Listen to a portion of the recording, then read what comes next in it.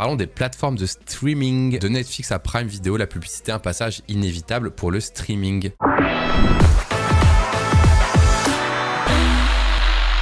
Et effectivement, toutes les plateformes, donc on voit Disney, Prime et les autres, commencent toutes et toutes à avoir une offre avec publicité. La promesse n'engage que ceux qui y croient, dit-on. En janvier 2020, à l'aube d'une pandémie qui va permettre à son service d'augmenter substantiellement ses bénéfices et d'asseoir sa domination sur un marché qui s'encombre, Reed Hastings affirme que Netflix ne commercialisera pas d'offres avec publicité. Donc ça, c'est la petite intro que je te lis, pour te rappeler que à l'époque, ils étaient droits dans leurs bottes en mode non, nous, on ne fera jamais. Je pense qu'ils pensaient qu'ils n'en auraient pas besoin. Exactement, ils pensaient qu'ils n'en avaient pas besoin. Et ensuite, on arrivait rapidement à un revirement. La suite lui a donné raison. 4 ans plus tard, le discours de Netflix en la matière a considérablement changé. Et le résultat, bien que rarement catastrophique auparavant, aussi. En présentant le bilan du 4e semestre de l'année 2023 à ses actionnaires, l'entreprise s'est réjouie d'avoir à nouveau gagné 13 millions d'abonnés et généré 938 millions de bénéfices nets. Une progression importante, donc, puisque Netflix n'avait annoncé que 55 millions de bénéfices à ses actionnaires sur la même période en 2022. Comment l'expliquer? Probablement grâce au revirement stratégique spectaculaire opéré ces derniers mois, symbolisé par la traque au partage de comptes, qu'il ne faut pas laisser de côté, qui est un premier facteur. Et l'introduction en novembre 2022 d'une offre avec publicité dans son catalogue nommé Essentiel avec pub. Donc déjà, premier petit graphique sympa, c'est qu'on voit le point tout en haut à droite. Donc on voit le point ici, le premier confinement qui a généré beaucoup de nouveaux abonnements, évidemment, ça c'est assez classique. Une stagnation et un petit creux. Et regardez le pic à droite, New Policy on Password Sharing. Donc la nouvelle règle qui interdit de partager le même mot de passe avec des gens de sa famille si on n'est pas sur le même lieu géographique. Petite parenthèse, je n'ai jamais été striké par ce truc encore aujourd'hui. J'entends par là que ouais, moi non plus, je me connecte parfois sur le compte de quelqu'un de ma famille. On est à 2 endroits géographiques différents. Je n'ai jamais été traqué. Je ne sais pas si certains d'entre vous ont été traqués. Il faut peut-être être à des kilomètres. Mais moi, étant dans un rayon, on va dire, de 50 bornes avec les personnes à qui je partage, j'ai jamais eu le pop-up en mode « Ouh là là !» Voilà. Ah, moi, c'est sur la TV. Pinaise. Ou pinaise, mon donut. Moi, je suis en full TV. J'ai jamais été traqué, quoi. Non, voilà. Moi non plus. Même des fois en simultané et tout. J'ai rien eu. Je me suis toujours dit, oui, bon, bah, j'upgraderai le jour où je me prends le pop-up, quoi. Et j'ai jamais eu. Si, moi sur l'iPad, sur la TV. Est-ce que vous êtes genre à 50 bornes de votre père ou votre frère ou je sais pas quoi, ou à 1000 km? J'habite à l'étranger. Ouais, à l'étranger, je pense que c'est repérable. Moi, je suis vraiment pas loin, quoi. On partage des comptes avec des potes aux US et j'ai jamais eu aucun problème. Ah oui, là, c'est vraiment... Eh ben, moi, j'ai pas beaucoup de kilomètres avec les gens avec qui je partage et j'ai jamais eu de soucis. Ouais. Donc, il y a peut-être un glitch. Bah, peut-être qu'on va se faire défoncer la gueule, mais pour l'instant, en tout cas, rien du tout. J'ai eu un mail, mais pas de blocage. Là, Apple TV ne permettait pas de mettre en place ce qu'il voulait. C'est vrai que je suis sur l'Apple TV, moi. C'est peut-être pour ça que je peux pas avoir de pop-up. Ils ont peut-être pas codé le truc. Bref, c'était une petite parenthèse intéressante. Alors, l'offre pub, 6 €, 5,89 par mois en France. Cette formule a, dès son lancement, pour objectif de séduire des nouvelles cibles. Et oui, forcément, ça donne envie à des gens de découvrir des séries pour moins cher. Peut-être que 13 balles, c'est un prix trop élevé à l'entrée pour juste se mater une petite série, etc. Notamment les plus jeunes souhaitant rationaliser leurs dépenses liées au streaming, alors que la plateforme traverse une période délicate et enregistre des pertes régulières d'abonnés. Pour preuve, en août 2022, Netflix essuie un revers historique en se faisant dépasser pour la première fois par Disney+, en incluant Hulu et... Ouais, c'est fou. En incluant Hulu et ESPN, cette plateforme inaugure en 2009 revendique alors 221 millions d'abonnés, informe Le Monde, soit 400 000 de plus que Netflix. Donc il y a eu un moment en août 2022 où Disney+, qui a absorbé ESPN et Hulu, qui est passé devant Netflix. Pour le contexte, Hulu, c'est une plateforme US sur laquelle tu retrouves beaucoup de trucs télé, et notamment de télé US qui manque beaucoup en France. Et ESPN, c'est une grosse plateforme de sport aux États-Unis sur lequel tu as énormément de choses, beaucoup de matchs en live, etc. Je pense que si j'étais aux US, je préférerais Disney+ aussi. J'ai l'impression en tout cas que ça a l'air plus non, mais attrayant. après, eux, ils ont HBO Max, il y a tellement de trucs que nous, on n'a pas. C'est compliqué de comparer. Ouais. Mais c'est vrai que Netflix, c'est un peu plan-plan, tu vois, c'est un peu le France 3 maintenant, tu vois, j'ai l'impression. Tu trouves pas? Bah en fait, Netflix, j'ai l'impression que, ouais, il y a un côté plus plan-plan, mais c'est parce qu'ils sont historiques. En fait, ils sont historiques et ils ont fait plein de prod originales qui plaident à des gens qui plaisent à des gens très précis, mais pas forcément à tout le monde. Il y a plein de prods originales Netflix, genre de cuisine ou de machin ou de trucs, mais c'est pas forcément genre Marvel. Quoi. Tu vois ce que je veux dire? Genre, c'est plus sectorisé. Ouais. Mais par contre, ils arrivent, tu vois, une fois l'an, ils arrivent avec un énorme banger. Ils ont fait Lupin qui est super. Là, il y a Squid Game saison 2 qui arrive, que je vais mater Day One parce que j'ai adoré la saison 1. Squid Game. Non, mais en fait, c'est hyper populaire et tout machin, et je trouve que ça mérite totalement sa hype, Squid Game. C'est vraiment très bien. Ouais, ils ont leur banger Netflix, y a pas de souci, mais c'est vrai que les autres plateformes, j'ai l'impression qu'elles ont racheté plus de classiques, genre les Disney, il y a eu les trucs comme ça, et c'est vrai que les prods Netflix, bah, elles sont très teintées Netflix. Après, c'est un style moi que j'apprécie quand même. Tu vois. Alors, selon l'entreprise, 23 millions d'utilisateurs auraient déjà été séduits par cette offre discount, et il n'est pas prévu que la tendance s'inverse. Le fait d'avoir retiré dernièrement l'offre essentielle, qui était plutôt plébiscitée sur la plateforme, devrait leur permettre d'accélérer. Confirme Preshia Butsiri, directeur du conseil de l'agence de marketing digital Games auprès de BDM. Ok, donc là, on voit les offres. Alors, on a la 4K plus HDR à 20 balles maintenant. La standard à 13,49 €. Putain, je pense 20 balles, c'est énorme. Ouais, alors moi, je suis sur la 13,49, tu vois. Ouais. Enfin, celle sur laquelle je me connecte parfois, c'est celle-là. Et on a la avec pub à 6 €. En fait, on a des qualités réduites. Alors, en plus, rendez-vous compte. De quoi on parle? Parce que moi, j'ai pas ces offres-là.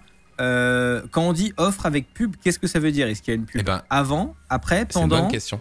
Qu'est-ce qu'il y a? Et je me retourne directement vers le chat. Pareil. Est-ce qu'il y a des gens qui ont l'offre Netflix avec pub? Est-ce que vous êtes entrecoupé d'une pub avant chaque série, au milieu, toutes les 30 minutes, toutes les 10 minutes? Et quelle est la durée de la pub? Et quel est le style de la pub? Ça ressemble à du YouTube? Ça ressemble à quoi en fait? Voilà, je laisse un peu les gens répondre. Pendant que je lis le paragraphe d'après. En effet, pour orienter davantage d'utilisateurs vers son offre incluant 4 ou 5 minutes de coupure. Ah bah voilà, 4 ou 5 minutes de coupure par heure. Ok. En vrai, si tu compares au standard télévisuel, c'est ok. Hein. Ouais. Et on compare à YouTube. C'est fou parce que tu vois, 4 ou 5 minutes par heure, selon les standards internet, c'est énorme. Selon les standards de Mediatradi, c'est ok. Et selon ce que Twitch essaye de nous faire faire, c'est pareil. Netflix a retiré la formule ad-free, la plus abordable de son catalogue, mais laissant toujours la possibilité aux anciens souscripteurs d'en bénéficier. Ce qui ne sera plus le cas d'ici quelques mois, encore le dernier rapport de Netflix. Donc en fait, ils font évoluer leur truc. L'offre avec publicité représente désormais 40% des nouvelles inscriptions sur Netflix. Et nous prévoyons de retirer notre offre essentielle dans les pays où la formule avec publicité est commercialisée. À commencer par le Canada et les Royaumes-Unis. Attends, essentiel du coup? Je sais plus, mais essentiel, c'était le truc qu'ils ont grandfathered in, genre. C'est ça? Non, c'était un truc où tu payais 6 € et t'avais pas de pub en gros. Et en gros, je crois que c'est ça. Non, je suis pas sûr, mais je crois que c'est ça. Et en gros, c'est l'ancien truc où t'avais pas de pub et tu payais pas cher, ça va dégager. En fait. J'ai un doute, mec, parce que j'ai l'impression qu'ils vont retirer celle du milieu en fait. Je crois. Hein. C'est pour ça que l'article est assez intéressant, c'est qu'en fait, est-ce qu'on va avoir... Je suis pas sûr. Ouais.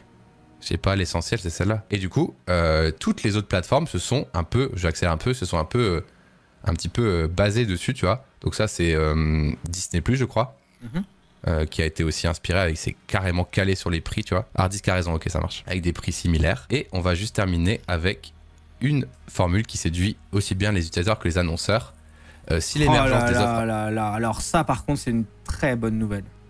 Ah ouais, tu penses? Ah oui, lis le paragraphe et je te donne ma take. Je vais lire justement, c'est pour ça. J'ai mis un peu de contexte, c'était un peu long, mais c'est surtout ça le débat du coup. Si l'émergence des offres avec pub est perçue positivement par des utilisateurs souhaitant rationaliser leurs dépenses dans un contexte largement inflationniste, ce qui est vrai, elle est accueillie de manière encore plus favorable par les annonceurs, moyennant 35 € à 45 € de CPM, coût par 1000 impressions, sur Netflix et Disney+. Donc ça veut dire que les publicitaires, entre gros guillemets, payent très cher pour être présents sur ces plateformes. Déjà friand des contenus YouTube sur de la TV linéaire, segmentée ou sur de l'ADS YouTube. Pour vous donner une idée, un CPM YouTuber de base, c'est entre 5 et 10 €, on va dire. Ouais, mais parfois même moins selon les niches. Hein. Mais voilà. Non, là où moi je vois une évolution très intéressante pour le contenu en ligne, c'est que, à ma connaissance, en dehors des OPSP de YouTubeurs, c'est la première fois que je vois du contenu en ligne hors niche, genre les assurances, la finance et tout, qui a un CPM aussi élevé. Et peut-être que Netflix va faire augmenter les habitudes de consommation des annonceurs sur Internet qui payent la publicité en vrai pas assez cher. Le CPM moyen de YouTube devrait faire 1 x 4 par rapport à la valeur. Ah, tu penses? Et bien sûr. Regarde le coût des pubs à la télé. La publicité télévisuelle, c'est hors de prix. et ça a une valeur quasi nulle par rapport à Internet. Tu peux pas traquer les résultats, c'est très chiant. Tu sais pas exactement qui a regardé quoi à quel moment, t'as aucune data de conversion, c'est de la merde. Et si ça passe par Netflix, c'est très intéressant. Oui, encore là, ils sont gentils, hein, ça dépend des programmes, et c'est pour un spot de 30 secondes, et c'est pour une seule fois, et si jamais tu mets ton spot plusieurs fois, c'est 2 fois 30 000, enfin, c'est un délire, hein, rendez-vous compte que si les annonceurs payaient la pub internet au prix de la pub télé, il y a des youtubeurs qui auraient des équipes et qui feraient des très grosses prods avec 100 000 abonnés. Enfin, vraiment, c'est une dinguerie. Ouais, je vois. Bref. Et doit-on pour autant enterrer le modèle sans pub qui a permis à toutes ces plateformes de révolutionner le paysage audiovisuel et la manière dont on consomme les films et séries? Il est sans doute encore tôt pour l'affirmer. Netflix a montré que c'était possible de proposer 9 pubs et qu'il y avait potentiellement un marché. Mais c'est une transition qui s'opère. Il faudra un peu plus de temps pour produire une analyse plus approfondie du phénomène. Reste avec nous, on revient après la pub, bien sûr. Et du coup, ce que j'allais dire par rapport au CPM, c'est est-ce que tu penses vraiment que si le CPM est aussi élevé sur les plateformes de streaming, est-ce que tu penses vraiment que ça va ruisseler sur YouTube ou est-ce que ça va pas rester le petit média à côté un peu tout ça, il faut voir que tout ça est une transition qui se passe sur une génération entière. Ça prend des années. Est-ce que ça va ruisseler directement? Non, j'y crois pas. Mais en fait, indirectement, oui. Parce que, tiens, on paye sur Internet et c'est à peu près les mêmes tarots qu'à la télé. C'est moins cher qu'à la télé encore, mais ça remonte le niveau. En fait, c'est la première brèche de CPM élevé en publicité vidéo sur Internet. Tu vois. C'est cool ça. Donc, c'est bien pour nous au long terme. Après, il va falloir du temps, il va falloir que YouTube step up aussi, etc. Machin. En vrai, moi, juste pour la take contrarienne vite fait, c'est que je trouve ça dommage que l'espèce humaine ait réglé le problème du piratage en une génération et défait la solution en une génération aussi. C'est-à-dire qu'en gros, les plateformes ont réglé le problème du piratage et le fait que les prix soient hors de prix pour la plupart des ménages et qu'en plus maintenant il y ait de la pub fait que les gens se remettent à pirater. Donc on est dans une boucle absolument infernale qui me donne envie de me jeter par la fenêtre, c'est horrible. C'est vrai. Je pense, si on devait mettre tout le monde dans une pièce et mettre tout le monde d'accord, parce que le problème c'est quoi? Le problème c'est que un utilisateur qui va sur Netflix et qui regarde de la pub, eh ben, il est beaucoup plus rentable que ces maigres 6 € par mois qu'il payait avant. En vrai, on s'en fout. 13, 14. Non, mais avant, il y a des années, Netflix, tu vois, ça a commencé à être pas si cher, tu vois. Maintenant, c'est 13, 9, 14, tu vois. Mais même 6, je sais pas, mais peut-être 9. La pub, c'est tellement plus worth pour Netflix que de faire payer 10 balles à quelqu'un. Enfin, vraiment, c'est beaucoup plus worth. Et donc ça, le problème pour Netflix, c'est que c'est beaucoup plus rentable pour eux et ils ont des problèmes de rentabilité comme littéralement tout le monde dans la tech. Et donc, je pense que si on devrait mettre tout le monde dans une pièce pour mettre tout le monde d'accord, il faudrait que ces plateformes-là aient des offres avec publicité gratuite. Ouais, alors ça va encore plus loin. Ce qui réglerait le problème, je pense. Les gens seraient pas énervés. Soit tu payes et t'as la bonne qualité, pas la pub et tout machin, nanan. Soit tu payes pas, t'as la qualité moindre et t'as la pub. Je pense que ça mettrait tout le monde d'accord. En gros, toi, tu voudrais que Netflix, Prime et Disney soient YouTube, en fait. Littéralement. Oui. Littéralement YouTube. Ok. Bah après, moi, la question que je te poserais en tant qu'utilisateur, c'est est-ce que tu es OK pour être coupé par des pubs sur un contenu, on va dire, un replay d'un live ou un contenu divertissement, / un blockbuster que tu regardes sur tes enceintes 4K HD dans ton home cinéma, tu vois? Écoute, c'est une habitude de visionnage de films qu'on a à la télé. Donc je pense que les gens, ils sont relativement habitués. Et encore une fois, si tu ne le veux pas, tu peux prendre l'abonnement. Mais ce que je veux dire, c'est que ça allégerait un peu la pression qu'il y a sur le portefeuille des ménages et qui fait que du coup, ils se remettent à pirater. C'est que, ok, il y a de la pub, ok, ça fait chier, mais c'est gratuit. Le fait que tu payes, il y a de la pub et qu'en plus c'est hors de prix si tu veux le truc sans pub et tout, c'est trop, en fait, c'est trop de négatif. Il y a trop d'externalités négatives au problème. Il faut une sortie positive, tu vois. Et moi, c'est surtout ça qui me surprend, c'est que moi, psychologiquement surtout, je ne pourrais pas payer un service pour avoir des pubs. Même si elles sont modérées, je me sentirais débile. Mais moi, ce que j'ai peur avec tout ça, c'est que le premium sans pub, ils deviennent vraiment hors de prix, quoi. Mais là, j'aimerais interroger mes chats et ton chat aussi sur est-ce que vous seriez OK moralement avec mon modèle? Je vous dis pas est-ce que vous prendrez tel ou tel abonnement si le deal c'était gratos avec pub ou payant sans pub au prix actuel. Est-ce que vous trouverez ça fair enough? Parce que moi, je pense que c'est le parfait entre-deux, en fait. La télé, tu vas pisser pendant la pub, tu vas te resservir à boire à l'ancienne, quoi, j'ai envie de dire, comme quand on était petit, quoi. Il n'y a que des oui dans mon chat, ouais. Ah, moi, c'est l'offre bâtarde entre les deux qui me fait bizarre. Après, tu vas me dire, je paye Twitter, je paye X payant et j'ai des pubs, tu vois. Donc, je suis peut-être quand même un peu débile, tu vois. Mais ouais. Oui, et d'ailleurs, dans ton chat, c'est quelqu'un. Il n'y a que des oui chez moi, et ça permet de prioriser les abonnements, c'est vrai. Ça vous permet, s'il y a un truc qui vous intéresse sur Netflix, de payer l'abonnement un mois, de l'annuler, et en fait, ça vous permet aussi de moduler les moments où vous vous abonnez, parce que c'est important pour vous, les moments où vous dégagez, parce que vous en foutez. C'est vrai qu'il y a plein de fois où je me suis dit, ah bah cette série, elle est sur Disney et je l'ai pas, alors que j'ai déjà trop de trucs. Ok, j'aurais pu la regarder en mode dégradé avec des pubs, quoi. Et peut-être, si elle me plaît, hop, je prends un abonnement d'un mois, tu vois. Si je vois que je suis trop fan et ouais c'est vrai que c'est un bon modèle hein. Mais c'est vrai que je comprends pas pourquoi cet abonnement payant plus pub il est vraiment bizarre en vrai.